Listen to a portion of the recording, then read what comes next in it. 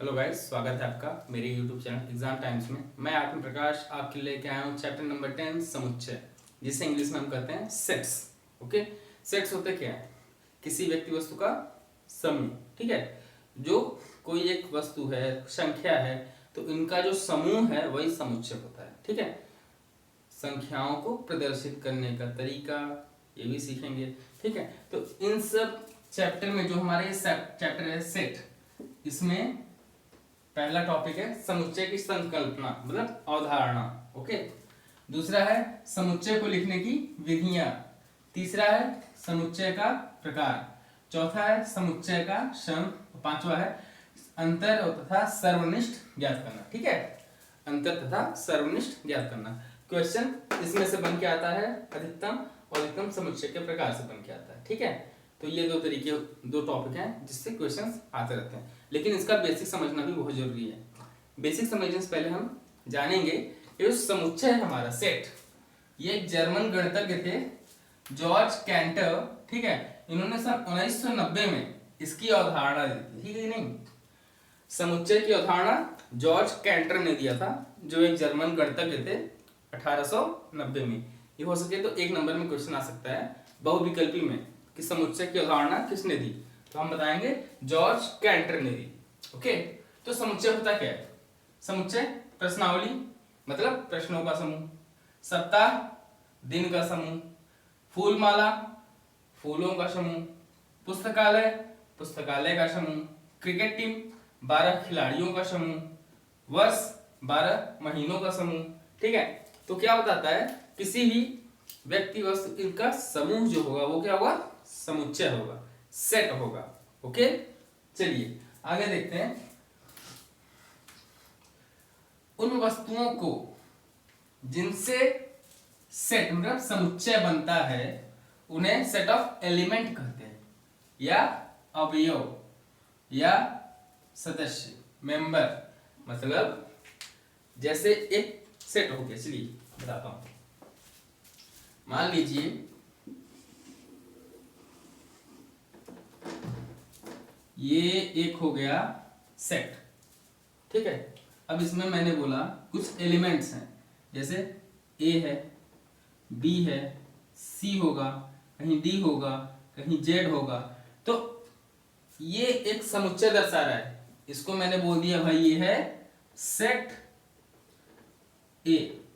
ठीक है, ये है सेट ए, और इसमें जो ये है ना, ए है, बी है, सी है, डी है, जेड है, ये क्या हो गए? Set of elements. Set of elements अवयव, समुच्चय के अवयव क्या है? A B C D Z. ठीक है, और सेट क्या है? सेट है ए। ओके, समझ आया? इनको प्रदर्शित करने की जो विधि होती है, समुच्चय को प्रदर्शित मतलब लिखने की विधि, दूसरा टॉपिक है ना लिखने की विधि। समुच्चय को प्रदर्शित करना या लिखने की जो विधि होगी उसमें क्या होगा? हम जो सेट का नाम होता है ना, सेट का नाम जैसे ये दिया ना सेट का नाम, ये जो सेट के नाम होते हैं इनको हम capital A, capital B, capital C, capital D से दिखा सकते हैं। लेकिन अगर हम सेट ऑफ एलिमेंट की बात करें, समुच्चय के अवयव की बात करें, समुच्चय के सदस्य की बात करें, ठीक है, तो हम क्या कहेंगे? इनको स्मॉल ए, small B, small C, small D, small ई, मतलब कैपिटल में हम सेट के नाम बताएंगे और स्मॉल में सेट ऑफ एलिमेंट्स बताएंगे, इनके सदस्य, इनके अवयवों के बारे में। तो देखिए हमने क्या किया, यहाँ पे जो कैपिटल ए है ये सेट का नाम है। ठीक है, और इनके जो अवयव होते हैं वो स्मॉल ए, small B, small C, small D, small Z. ठीक है, तो इस टाइप का होता है। ओके, तो ये क्या हो गया हमारा सेट, और ये हो गया सेट ऑफ एलिमेंट्स। अगर मैं कहूं कि जैसे 8 तक के प्राकृतिक संख्याओं को समुच्चय, ठीक है, 8 प्राकृतिक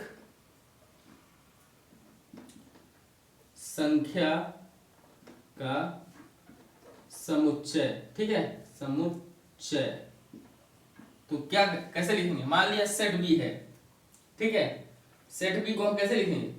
ये कोष्ठक, ठीक है, मझला ब्रैकेट लगाते हैं हम लोग। ठीक है, समुच्चय को मझला ब्रैकेट स्टार्ट करते हैं। कितना है? 8 प्राकृतिक संख्या, मतलब 1 2 3 4 5 6 7 8, बंद कर दिया ब्रैकेट। तो ये क्या हो गया, सेट बी, 8 प्राकृतिक संख्याओं का समुच्चय। तो ये हो गया 8 प्राकृतिक संख्याओं का समुच्चय। ओके, चलिए अब अगर मैं बोल दूं कि जैसे अंग्रेजी वर्णमाला के जो हमारे वोवेल्स हैं, ठीक है, तो उनका समुच्चय क्या हो जाएगा, सेट सी बराबर, तो क्या होता है, ए ई आई ओ you, A E I O you. तो देखिए ये कैपिटल में है ना, और अंदर जो भी होता है वो स्मॉल में रहेगा, कैपिटल में नहीं लिखेंगे, ठीक है। ये सेट ऑफ एलिमेंट्स हो गए और ये सेट हो गया, ठीक है, ये सेट है और ये सेट ऑफ एलिमेंट्स, समझ आया। जो सेट के अंदर होता है वो हमारे सेट ऑफ एलिमेंट्स, मतलब समुच्चय के अवयव, ठीक है, ये हमारे समुच्चय के अवयव, और ये हमारा समुच्चय, समुच्चय बी, समुच्चय सी, और ये क्या हुए, समुच्चय के अवयव या समुच्चय के मेंबर या समुच्चय के सदस्य, ठीक है। हम कुछ भी कर सकते हैं, एलिमेंट कहें, अवयव कहें, सदस्य कहें, ठीक है, मेंबर कहो, आप कुछ भी कर सकते हो, लेकिन वो सेट ऑफ एलिमेंट्स रहेंगे। ये स्मॉल में रहेंगे, ये कैपिटल में रहेंगे और ये स्मॉल में रहेंगे, ठीक है। चलिए, तो ये कुछ समुच्चय है हमारे पास जिनको हमें क्या करना है, लिखने की विधि के द्वारा हमें इसे प्रदर्शित करना है।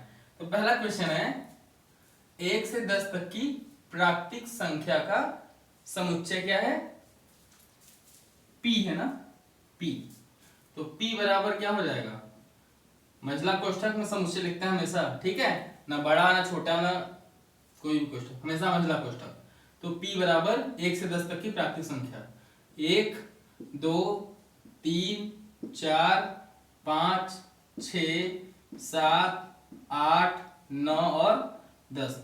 अगर हमें इन्हें बोल दिया जाए कि इनको हम फिगर के द्वारा प्रदर्शित करें तो कैसे करेंगे, अगर हमें फिगर बना करना है हम क्या करेंगे, फिगर बना लेंगे, ठीक है, एक गोला खींच लेंगे भाई, ठीक है, और फिर इसमें 1 से 10 तक की प्राकृतिक संख्याएं, 1 2 3 4 5 6 7 8 9 और 10 हो गया। ये हमारा क्या हो गया, समुच्चय, और ये हो गया हमारे समुच्चय के अवयव, और ये हमारा क्या हो गया, सेट P, ठीक है, समुच्चय P, समझ आया। ऐसे ही करना है। अब ये क्या है, 20 से छोटी सभी प्राकृतिक संख्याओं का समुच्चय, ठीक है। तो 20 से छोटी सभी प्राकृतिक संख्या का समुच्चय क्या हो जाएगा, 1 से 20 तक की गिनती। अगर हम ऐसे बोलते हैं कि 20 से छोटी सभी प्राकृतिक सम संख्याओं का समुच्चय, तो क्या करेंगे, कौन सा समुच्चय है, समुच्चय Q। तो समुच्चय Q बराबर क्या हो जाएगा, प्राकृतिक संख्या ना, तो प्राकृतिक संख्या वो भी सम संख्या, तो 2 से स्टार्ट करेंगे, ठीक है, 2 4 6 8 10 12 14 16 18 और 20। आप चाहें तो ऐसे भी लिख सकते हैं, गोला बना करके उसमें लिख दीजिए, और ये हो जाएंगे सेट ऑफ एलिमेंट्स, ये हमारे सेट ऑफ एलिमेंट्स, और ये सेट ऑफ Q। ओके, 100 से छोटी सभी प्राकृतिक संख्याओं का समुच्चय। अब एक बात देखिए, अब इस तरीके से 100 संख्या तो लिखेंगे नहीं हम, सेट बना करके हम ऐसा करेंगे नहीं, सेट बनाया जेड, हाँ, और यहाँ पर 1 से 100 तक की गिनती लिखना शुरू कर दी, इतना समय तो है नहीं। तो अब कैसे लिखेंगे, जब बड़ी संख्याएं आएंगी, जैसे 1 लाख संख्याओं का समुच्चय, तो 1 लाख तक की गिनती लिखेंगे नहीं। उसको लिखने का तरीका क्या होगा, उसको लिखने का तरीका होगा, जैसे जेड है ना, तो यहाँ पे लिखेंगे जेड, ठीक है, डॉट डॉट, या आप एक्स लिखिए, कोई दिक्कत नहीं है, आप यहाँ पे लिखिए एक्स एक्स। अब हम कहेंगे जो एक्स है, एक्स क्या है, एक्स जो है यहाँ पर हमारा एक प्राकृतिक संख्या है, ठीक है, एक्स एक प्राकृतिक संख्या है, ठीक है। और जहां पे x है ना, हाँ, x क्या है, x कितने छोटे हुआ, 100 से छोटा है, ठीक है। तो ये क्या हो गया, ये जो समुच्चय है 100 से छोटी सभी प्राकृतिक संख्याओं का समुच्चय, 100 से छोटा है x, ठीक है। अब x यहाँ पे 1 भी हो सकता है, 10 भी हो सकता है, 55 भी हो सकता है, 66 भी हो सकता है, 99 भी हो सकता है, ठीक है। तो x क्या है, 100 से छोटा है और एक प्राकृतिक संख्या है। तो ये हो गया 100 से छोटी प्राकृतिक संख्याओं का समुच्चय। समझ आया कैसे लिखना है? हम 100 तक की गिनती नहीं लिखने बैठ जाएंगे फिर यहाँ पर। ओके, अब अगला क्वेश्चन देखिए। अगला क्वेश्चन है एशिया के सभी देशों की राजधानी का समुच्चय R, ठीक है। इसको कैसे लिखेंगे? समुच्चय R बराबर, ठीक है, समुच्चय R बराबर R, ये बिंदु लिखते हैं, ये बिंदु हम लोग समुच्चय को अलग करने के लिए, थोड़ा डिफरेंट करने के लिए, ठीक है नहीं। तो ये हम लिख दिए। उसके बाद क्या होगा? R, R क्या है? R है जो एशियाई राजधानियों का समूह, ठीक है। एशियाई देश की, एशियाई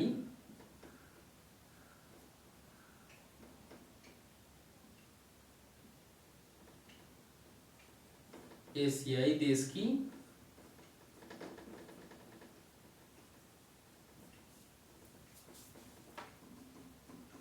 राजधानी है, ठीक है। समझ आया? अब ये नहीं होगा कि भैया हम एशिया में जितने देश हैं उनकी राजधानी लिखना शुरू कर दें। ये सिंपल तरीका है लिखने का, जिसमें एशिया के सभी देशों की राजधानी आ गई। ये हमारा क्या हो गया? सेट ऑफ एलिमेंट, और ये हमारा सेट। ओके, चलिए, तो हमारा जो दूसरा टॉपिक है लिखने की विधियां। तो जो लिखने की विधियां होती है ना, मतलब समुच्चय को प्रदर्शित करने की जो दो विधियां हैं, ठीक है। पहली विधि है सारणी विधि या सूची विधि, और दूसरा है नियम विधि या समुच्चय निर्माण विधि, ठीक है। तो पहला विधि क्या हो जाएगा? जैसे मैंने सेट मान लिया, सेट ए, ठीक है। तो सेट ए में मैंने बोला कि 8 प्राकृतिक संख्याओं की समुच्चय। तो 1 से लेकर 8 तक की संख्या, 1 2 3 4 5 6 7 और 8, ये हमारे क्या हो गए? सेट ऑफ एलिमेंट्स, और ये हो गया हमारा सेट। ओके, तो ये जो विधि है लिखने की, इसे हम बोलते हैं सारणीय विधि या सूची विधि। ओके, और दूसरा है नियम विधि या समुच्चय निर्माण विधि। तो उसमें क्या होता है कि हम एक गोला बनाते हैं, ठीक है, और उस गोले में 1 2 3 4 5 6 7 8, तो ये क्या हो गया? समुच्चय निर्माण विधि, ठीक है। तो ये दो तरीके के समुच्चय हम लिखते हैं। ये भी हमारा क्या है? सेट ऑफ ए है, ठीक है। ये भी सेट ऑफ है, ये भी सेट ऑफ है। ये हो गया सारणी विधि और ये हो गया समुच्चय निर्माण विधि, ठीक है। और अगला टॉपिक देखिए, इसमें क्या होता है? ये सेट ऑफ एलिमेंट्स को बताता है। ये क्या है? ये सेट ऑफ एलिमेंट्स की संख्या बताएगा। यदि समुच्चय में S, समुच्चय क्या है? S और M सदस्य हैं, तो संकेत में हम क्या कहेंगे? सेट्स के सदस्यों की संख्या कितनी होगी? NS बराबर M, ठीक है। ये फॉर्मूला है। N क्या है यहाँ पर? N बताता है number of elements, okay. S क्या है? सेट, और ये क्या हो गया? नंबर। तो हम क्या कहेंगे? ये Na कितना है? इसमें Na कितना है? 8 है ना। 8 सदस्य हैं, 1 2 3 4 5 6 7 8, 8 सदस्यों की संख्या है यहाँ पर। हमारा सेट ए है, और नंबर ऑफ एलिमेंट के लिए n कितना है? 8। तो ये हमारा हो गया Na बराबर 8। तो ये फॉर्मूला याद रखिएगा। फॉर्मूला क्या है कि अगर आप पूछ ले कि इस सेट में कितने नंबर ऑफ एलिमेंट्स हैं, तो हम दिखाएंगे कैसे? n सेट ऑफ का नाम, उसके बाद जो संख्या होगी यहाँ पर NS बराबर M। ओके, यहाँ पर S सेट है और M क्या है? सेट S में जो नंबर ऑफ एलिमेंट्स हैं, अवयव हैं जो सेट S के, वो M हो गया, ठीक है। चलिए अगला क्या है? ऐसे समुच्चय जिनकी सदस्य संख्या समान हो परंतु सदस्य अलग अलग हो। इसका मतलब ये है, जैसे मैंने मान लिया कि एक सेट है, ठीक है। सेट क्या है? सेट मान लिया Z। इसमें क्या है 1 2 3, ठीक है। और एक सेट मान लिया Q, और इसको हमने मान लिया इसमें है element A B C, okay. तो ऐसे समुच्चय जिनकी सदस्य संख्या मतलब Na, और ठीक है मतलब Nz और Nq,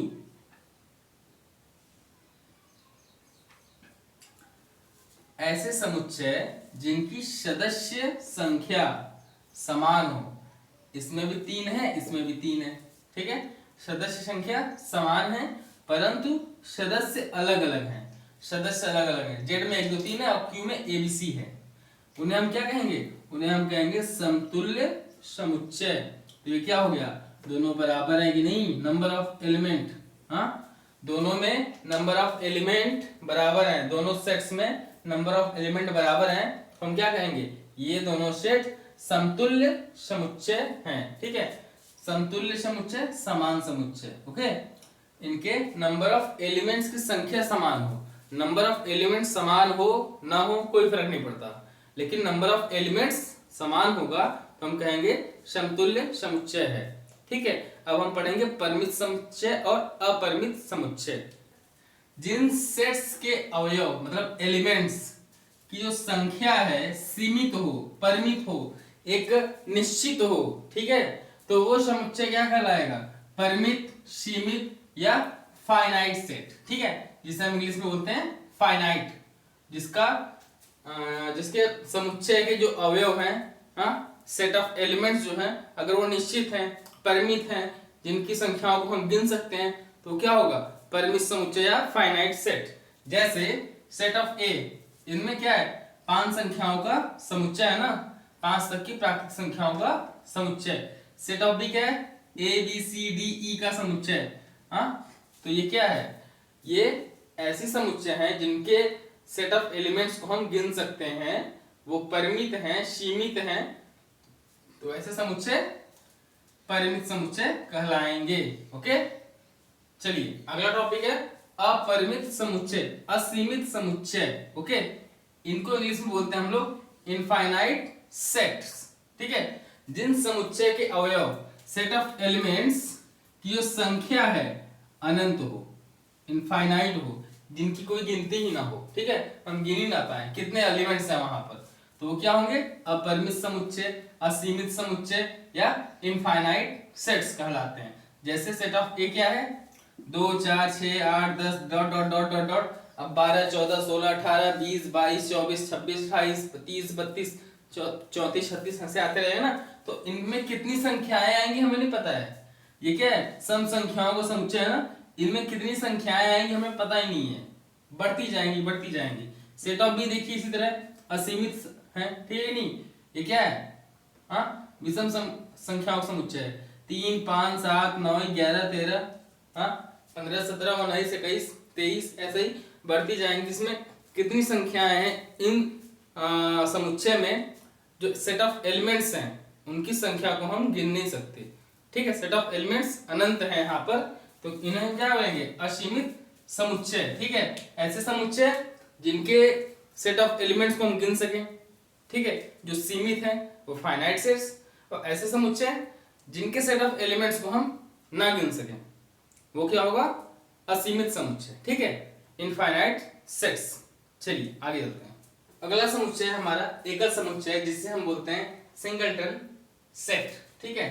तो जिन समुच्चय के अवयव, ठीक है, एलिमेंट ऑफ सेट्स की संख्या केवल एक होती है, ओनली ऑफ 1, ठीक है। जिन समुच्चय में उनके एलिमेंट की संख्या एक होती है वे समुच्चय एकल समुच्चय कहलाते हैं। जैसे एग्जांपल सेट ऑफ ए, वर्तमान में भारत के प्रधानमंत्री का समुच्चय, अब भारत का तो एक ही प्रधानमंत्री होगा, ठीक है, तो उनका समुच्चय एक हो गया, ठीक है। वर्तमान में भारत के राष्ट्रपति का समुच्चय, भारत का राष्ट्रपति सिर्फ एक है, ठीक है, तो ये क्या होगा, एकल समुच्चय। इस समुच्चय में सिर्फ एक ही एलिमेंट है, वर्तमान में भारत के प्रधानमंत्री जो है एक है, 2 प्रधानमंत्री नहीं है ना, ये क्या हो गया, एकल समुच्चय। ठीक है, सेट बी क्या कहता है? किसी विद्यालय के प्रधानाचार्य का समुच्चय। एक विद्यालय है तो विद्यालय में सिर्फ एक प्रधानाचार्य होगा। कहीं देखा है दो प्रधानाचार्य? नहीं ना। तो ये क्या हो गया? Singleton set. ठीक है, तो सिंगलटन सेट के ये उदाहरण है। ठीक है, नहीं सिंगलटन सेट। ओके, तो अगला समुच्चय है रिक्त समुच्चय, जिसे हम इंग्लिश में बोलते हैं नल सेट, वॉइड सेट या एम्प्टी सेट। इनके तीन नाम है, नल, वॉइड, एम्प्टी, तीनों बोल सकते हैं। ठीक है, तो जिन समुच्चय में एक भी अवयव नहीं होते, जिनमें एक भी अवयव नहीं है, अगर एक अवयव है तो सिंगलटन सेट, और जिसमें एक भी नहीं है वो empty set, void set, null set. ठीक है, जैसे एग्जांपल लीजिए। एग्जांपल क्या है? एग्जांपल है जैसे 99 से बड़ी 2 अंकों वाली। 99 से बड़ा 2 अंक कौन सा है? पता है क्या? नहीं पता हमें।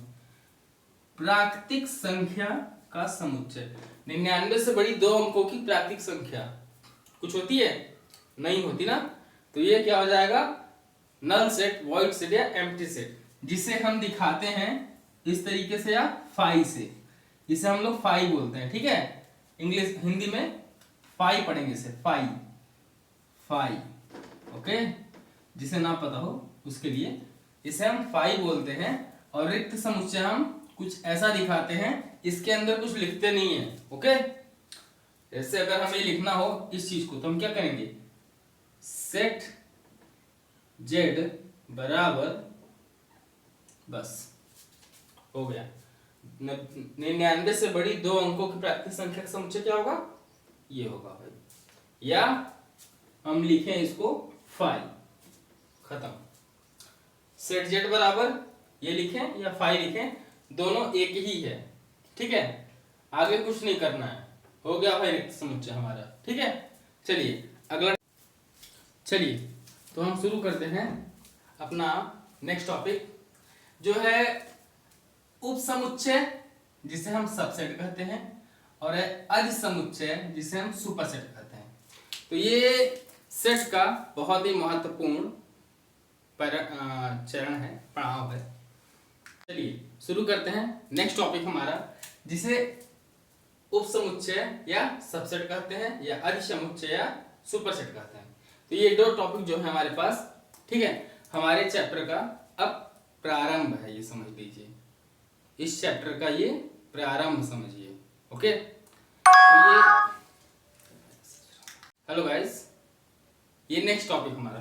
ठीक है, ये नेक्स्ट टॉपिक जो है उपसमुच्चय, जिसे सबसेट कहेंगे, अधिसमुच्चय, जिसे सुपरसेट कहेंगे। ठीक है, तो ये समझिए कि जो चैप्टर है हमारा ना, सेट समुच्चय, इसका ये स्टार्ट पॉइंट है। ओके, चलिए देखते हैं।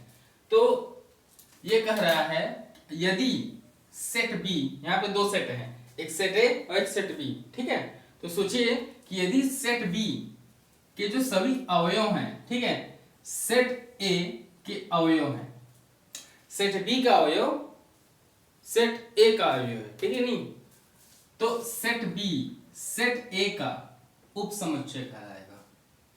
इसका मतलब है कि यदि सेट बी के सभी अवयव सेट ए में हैं, ठीक है, तो जो सेट बी है ना, वो सेट ए का उपसमुच्चय कहलाएगा। ठीक है, तो इसे हम कैसे लिखेंगे?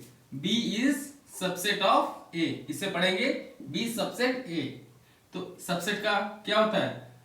ये चिन्ह है सबसेट के लिए। ओके, तो B सबसेट A। ओके, पढ़ेंगे कैसे? B सबसेट A लिखेंगे इस तरीके से। अगला पॉइंट, यदि सेट B, अब यहां पे भी 2 सेट है, यदि सेट B के प्रत्येक अवयव सेट A का अवयव है, यदि सेट B का प्रत्येक अवयव सेट A का अवयव है, तो सेट A सेट B का अधिसमुच्चय कहलाएगा।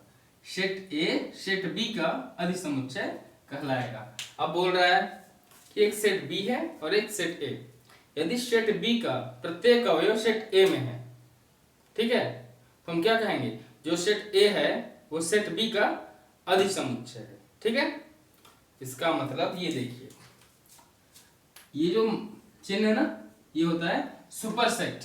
अधिसमुच्चय को हम इंग्लिश में बोलते हैं सुपरसेट। तो ए सुपरसेट ऑफ बी, पढ़ें क्या, ए सुपरसेट बी, ये चिन्ह है सुपरसेट का। इसको अच्छे से समझाने के लिए मैं एक फिगर बनाता हूं, उससे आप चलिए।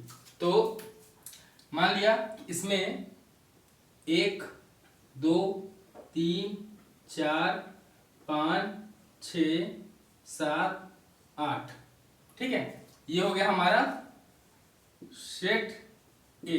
ओके, सेट बी में हम देखते हैं क्या है, सेट बी, इसमें हम मान लिए 1 है 2 3 5 7 8। ओके, तो हमने कहा कि जो सेट बी के एलिमेंट्स हैं, पहला सेट बी के एलिमेंट्स सेट ए के एलिमेंट्स हैं, ठीक है। तो हम क्या कहेंगे कि सेट बी का एलिमेंट जो 1 है वो सेट ए के एलिमेंट में है कि नहीं, सेट ए में है ना।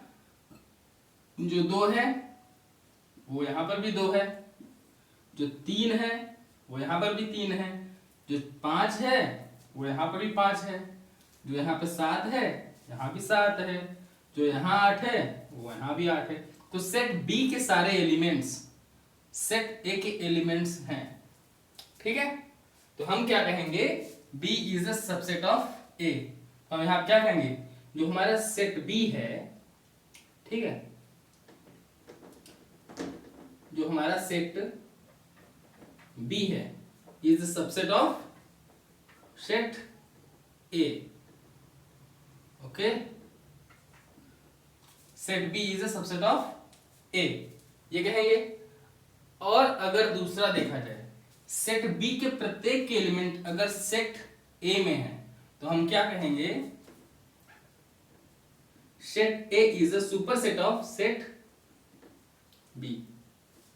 इसमें क्या कर रहा है, ए जो है वो अधिसमुच्चय है किसका, बी का, और जो बी है वो उपसमुच्चय है ए का। परिभाषा दोनों की वही है, बस एक तरफ से दाएं से कान पकड़ा तो समुच्चय, बाएं से पकड़ा तो अधिसमुच्चय, बस वही है। एलिमेंट्स वही, बी में भी वही एलिमेंट, ए में भी वही एलिमेंट। बी के सारे एलिमेंट अगर ए में है तो बी क्या होगा, ए का उपसमुच्चय, और ए क्या होगा, बी का अधिसमुच्चय, ठीक है। ए होगा सुपरसेट ऑफ बी और बी होगा सबसेट ऑफ ए। समझ आया, गुड। चलिए, ये एक इंपॉर्टेंट टॉपिक है जो 1 नंबर में आ सकता है, देखते हैं है क्या। ये कहता है कि यदि Na बराबर m है, मतलब एक सेट है A, ठीक है, जिसमें नंबर ऑफ एलिमेंट m है, तो सेट A में उपसमुच्चय, ठीक है, सबसेट की संख्या कितनी हो सकती है। तो सबसेट की संख्या याद करने के लिए एक फॉर्मूला है, 2 की पावर m। m क्या है यहाँ पे, m है नंबर ऑफ एलिमेंट। जैसे एक सेट है A, 1 2 3, यहाँ पे कितनी संख्या है, 3 है, तो 2 की पावर 3 कितनी हो जाएगी, सबसेट की संख्या, ठीक है। तो एक क्वेश्चन हम आपके लिए लेके आए हैं। क्वेश्चन देखिए, क्वेश्चन है सेट A बराबर 7 11 13 में उपसमुच्चय की संख्या ज्ञात करें। तो कैसे ज्ञात करेंगे भाई, हमें पता है ये फॉर्मूला है, ठीक है। तो सेट A हमारे पास 2 7 11 13 है, तो हम निकालते हैं उप समुच्चय की संख्या। उप समुच्चय की संख्या कितनी हो जाएगी, 2 की पावर m, m कितना है 2 की पावर 3, और 2 की पावर 3 कितना होता है 8, 2 दूना 4, 4 दूनी 8, मतलब उप समुच्चय की संख्या कितनी हो जाएगी 8 हो जाएगी। अच्छा, कौन कौन सा होगा उप समुच्चय, निकाल के एक बार देखें। 8 तो होंगे, लेकिन कौन कौन से होंगे कुछ पता है, एक बार देखते हैं निकाल करके। चलिए, तो ये सेट हमारा A है, इनके उप समुच्चय निकालेंगे अगर हम सुपरसेट, ठीक है, इनका सुपरसेट सबसेट निकालना, सुपरसेट नहीं, वो तो अब अधिसमुच्चय हो जाएगा। तो सबसेट इसका निकालना है, तो सबसेट इसका हो जाएगा, जैसे पहला क्या हो जाएगा 5, रिक्त समुच्चय, कुछ है ही नहीं एलिमेंट पहला, ठीक है। दूसरा सबसेट हो जाएगा हमारा 7, तीसरा एलिमेंट 8, फिर चौथा हो जाएगा 13, पांचवा हो जाएगा 7 11, ठीक है, छठवां हो जाएगा 7 13, और 1 2 3 4 5 6 7वां 11 13, और लास्ट 8वां हो जाएगा 7 11 और 13। तो ये कुछ हमारे पास सबसेट आएंगे, किसका? सेट ए के सबसेट। ये कुछ इस टाइप के हैं, 8 हैं। यहाँ पे देखिए 8 मिला ना, हमने भी यहाँ पे 8 सबसेट यहाँ पे निकाल दिए आपके लिए। तो आप देखिए, सही है। चलिए, तो मैं आपको एक क्वेश्चन देता हूं। आपके लिए एक क्वेश्चन है, इसका आपको क्या निकालना है? सबसेट निकालना है, ठीक है। एक मैं आपको सेट देता हूं, सेट बी, जिसमें आएगा 1 2 3 और 4। इसमें आपको बताना है कि ये इसमें कितने उप समुच्चय होंगे और कौन कौन से होंगे, ठीक है। तो उप समुच्चय तो आप निकाल लेंगे, 1 2 3 4, 2 की पावर 4 करेंगे, मिल जाएगा। लेकिन कौन कौन सा होगा उसको निकालने का प्रयास करिएगा, ठीक है। पहला होगा 5, ठीक है, सबसे पहला क्या होगा? 5 होगा। उसके बाद निकालिएगा अपना जितना निकालना है, ठीक है। हर सेट में उसका सबसेट 5 होता है, ठीक है। रिक्त समुच्चय उसका सबसेट होगा, ठीक है, उप समुच्चय होगा। चलिए नेक्स्ट टॉपिक हमारा वैन आरेख, ठीक है। तो हमारा जो ये नेक्स्ट टॉपिक है वैन आरेख, इसका यूज हम करते क्यों हैं समुच्चय में? इसका यूज करने से हमें जो समुच्चय की संक्रियाएं हैं, ठीक है, जो क्रियाएं होती हैं समुच्चय में, समुच्चय का यूनियन लेना, ठीक है, उसका इंटरसेक्शन लेना, तो ये सब चीजें होती है ना, क्रियाएं जो है वो आसानी से हो जाती हैं, ठीक है, नहीं ज्यादा प्रॉब्लमेटिक नहीं होता। तो देखते हैं, जैसे ये समुच्चय है, इसमें कोई संख्या नहीं है, तो ये कौन सा समुच्चय हो गए बताइए? ये रिक्त समुच्चय हो गया। अगर कुछ भी नहीं है तो ये क्या हो गया? नल सेट, ठीक है। अगर कुछ भी नहीं है, इसमें कोई भी अंक नहीं है, तो ये नल सेट, ओके। अगर मैंने बोल दिया यहाँ पे 4 है, तो ये कौन सा समुच्चय हो गया? ये हो गया सिंगलटन सेट, ठीक है। कौन सा हो गया? Singleton set, okay. चलिए अगला टॉपिक जो है, इसमें मैं आपको दे दे रहा हूं 1 2 3 4 5। ये कौन सा हो गया सेट? ये हो गया फाइनाइट सेट, मतलब परिमित समुच्चय, परिमित या फाइनाइट, ठीक है, फाइनाइट सेट, ओके। चलिए एक दे रहे हैं हम आपको, 1 4 5 7 8, और यहां आप दे दिया 3 7 6 9 10। ये दोनों सेट कौन से हो जाएंगे बताइए? इसे मैंने बोल दिया भाई, ये है आपका सेट ए और ये है सेट बी। इन दोनों में रिलेशन क्या हो जाएगा बताइए? ये दोनों सेट देखिए, संख्याएं कितनी है? 5 है इसमें, और इसमें भी 5 है कि नहीं? जब दो सेट जिनके सेट ऑफ एलिमेंट की संख्या बराबर हो और उनके अवयव कुछ भी हो, अलग अलग है कोई दिक्कत नहीं, लेकिन नंबर बराबर हो, तो उसे क्या बोलते हैं हम लोग? उसे हम लोग बोलते हैं समतुल्य, ठीक है, समतुल्य समुच्चय ना, समुच्चय। तो ये क्या हो गया? समतुल्य समुच्चय। समझ आया कि नहीं? सिंपल है कि नहीं? आपके पास कोई भी हो क्वेश्चन, ठीक है, तो ऐसे ही करना है। चलिए, तो अब हम लास्ट टॉपिक यहाँ पे देखेंगे। लास्ट टॉपिक हमारा है कि set of union and intersection. यहाँ पे देखिए, समुच्चयों का संघ, ये बताता है यूनियन, ओके, जिसे हम यू से दिखाते हैं, और ये अंतर है ना, इसको बोलते हैं इंटरसेक्शन, ओके, इंटरसेक्शन। इसको हम लोग कुछ ऐसा दिखाते हैं उल्टा यू करके, ठीक है। यूनियन क्या होता है? प्लस बताता है, दोनों सेट्स को जोड़ देना यूनियन है, और दोनों सेट्स को घटाना मतलब ऐसा घटाना कि जो दो ऐसे एलिमेंट्स जो दोनों सेट्स में कॉमन हो वो इंटरसेक्शन में आएगा, और ऐसे एलिमेंट्स जो दोनों सेट्स में हो, ठीक है, वो यूनियन में आएंगे। तो इसके बारे में हम बात करेंगे, ठीक है। तो पहला टॉपिक है हमारा सेट्स ऑफ यूनियन, ओके, और दूसरा टॉपिक है हमारा यहाँ पर सेट्स ऑफ इंटरसेक्शन। हाँ, दोनों सेट्स का अंतर और सेट्स का सम, ठीक है। यहाँ पे सम की बात हो रही है, वहां पे अंतर की बात हो रही है। तो चलो हमने मान लिया, लेट वी अज्यूम कि एक सेट हमारे पास है ए, ठीक है, जिसमें एलिमेंट कुछ ऐसे हैं 1 2 3 4 7 11 13, ठीक है, कुछ ऐसे एलिमेंट्स हैं। और एक सेट हमने मान लिया भाई कि b बराबर 2 4 6 8 9 10 11 13, ओके, समझ आया।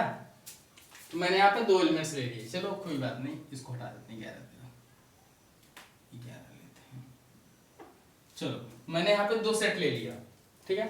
इसका फिगर बनाने की कोशिश करें, पहले फिगर बनाने की कोशिश करते हैं, उसके बाद यूनियन और इंटरसेक्शन निकालेंगे, ठीक है। चलिए, तो हम इसका वैन आरेख अगर बनाएं तो किस टाइप का बनेगा वैन आरेख इसका वैन आरेख हम बनाते हैं पहले, फिर बात करेंगे आगे।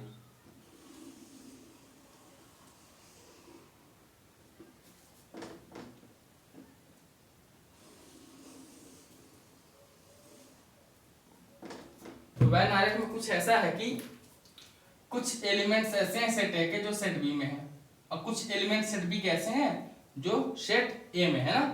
तो चलिए देखते हैं कि पहले कौन से ऐसे एलिमेंट्स हैं जो दोनों में कॉमन है, ठीक है। क्या एक है बी में? नहीं है। 2 है, दोनों में है 2। तो हम ये ऐसा एरिया है जहां पे दोनों सेट हैं, ठीक है। ये हमारा सेट ए, ठीक है, सेट ए, और ये क्या है हमारा सेट बी, ठीक है।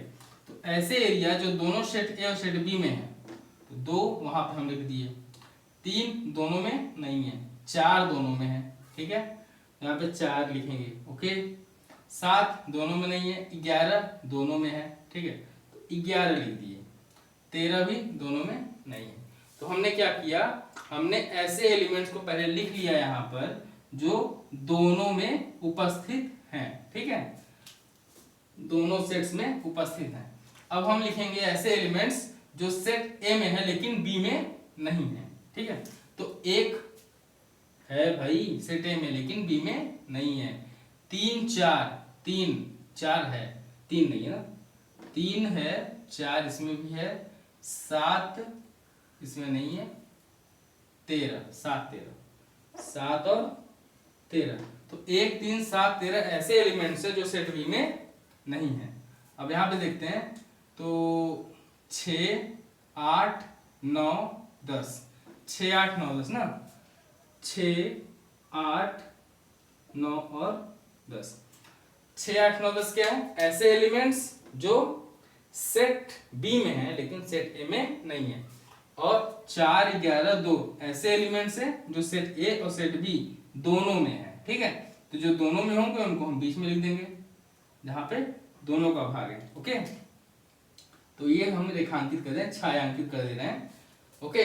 तो अब हम कहते हैं कि set A union set B निकालना है। Set A union set B अगर हमें निकालना है तो इस पूरे के पूरे वैन आरेख में, ठीक है, ये क्या है वैन आरेख है ना, इस पूरे के पूरे वैन आरेख में जितने भी एलिमेंट्स हैं, जितने भी एलिमेंट हैं, सारा का सारा क्या है, ए यूनियन बी है, okay. Set A union B है, ओके। तो ए यूनियन बी है, तो निकाल लेते हैं क्या क्या आएगा। 1 आएगा, 2 3 4 5 नहीं है, 6 आएगा, 7 आएगा, 8 आएगा, 9 10 11 13, सारे के सारे लिखो एक साथ, ओके। 1 2 3 4 5 नहीं है, 6 7 8 9 10 11 और 13। ए यूनियन बी का मतलब है कि सेट ए और सेट बी के सारे एलिमेंट्स जितने भी अवयव हैं सारे के सारे ए यूनियन बी में आ जाएंगे। ओके, और ए इंटरसेक्शन बी क्या होता है? ए इंटरसेक्शन बी अगर निकालना है हमें, ए इंटरसेक्शन बी निकालना है तो हम क्या कहेंगे? हम ये कहेंगे कि ऐसे एलिमेंट्स जो दोनों सेट्स में कॉमन हो। कॉमन कौन सा है? 4 कॉमन है, 11 कॉमन है और 2 कॉमन है।